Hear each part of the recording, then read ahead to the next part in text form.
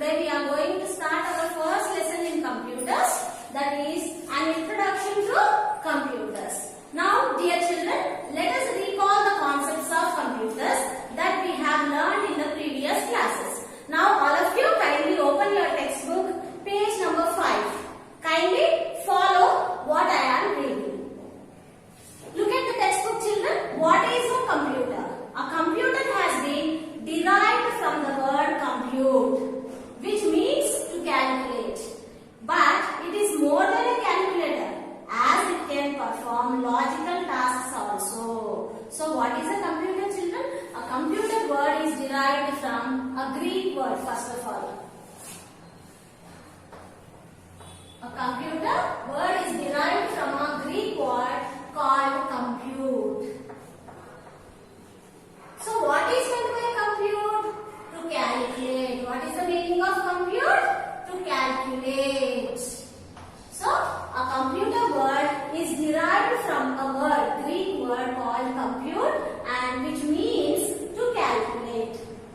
Understood children? So it is more than a calculator. Why? Because not only calculations, it is performing so many tasks which have been given in the form of instructions. Now let us read the second paragraph. Computer is an versatile electronic machine which accepts the data as input, processes it according to the instructions, and produces result as an output. Why it is known as computer?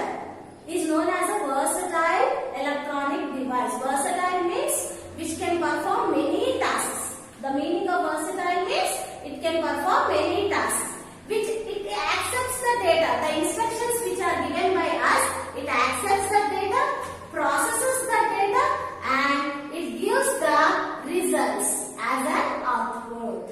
Now, a computer cannot perform any task without instructions. A computer is not having a brain of its own children. Whatever instructions are given by us, then only it will process the data. If we are not giving any instructions, it will not give the output or the result. So what we have to give? If we want the result from the computer, we have to give the instructions.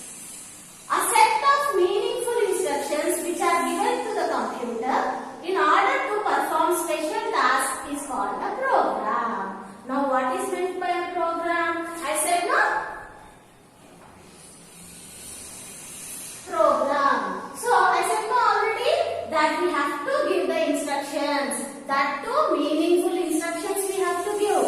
We should not give any meaningless instructions. If we give meaningless instructions, what happens? The computer will not perform any action. That's the reason we have to give a set of instructions which are meaningful. And when we are giving the set of instructions, meaningful instructions, it will take the instructions, it will process the data, and it gives the output. So, a set of instructions are known as program children. Now, let us see some more terms of computers. Input, output, and data.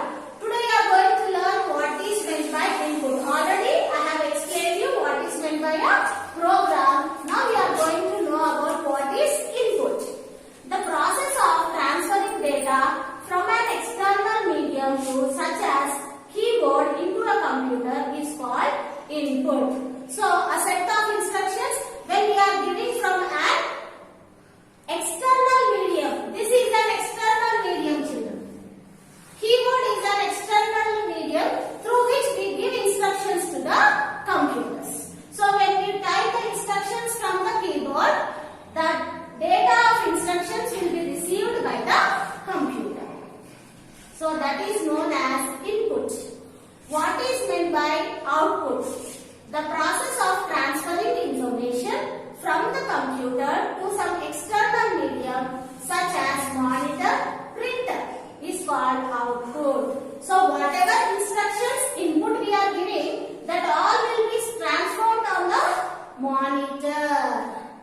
Understood children? So the instructions which are given internally, those will be shown on the output.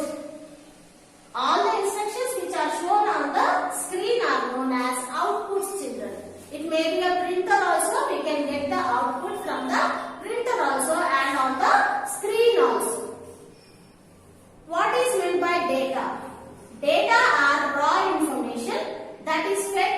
computer for its processing. So whatever instructions we are giving, that will change into data and goes inside the computer. That is nothing but a raw data. Understood? Raw instructions are known as data. So whatever data we are giving into the computer, it will process the data and it will show the output on the screen. Now let us see what are the features of a computer.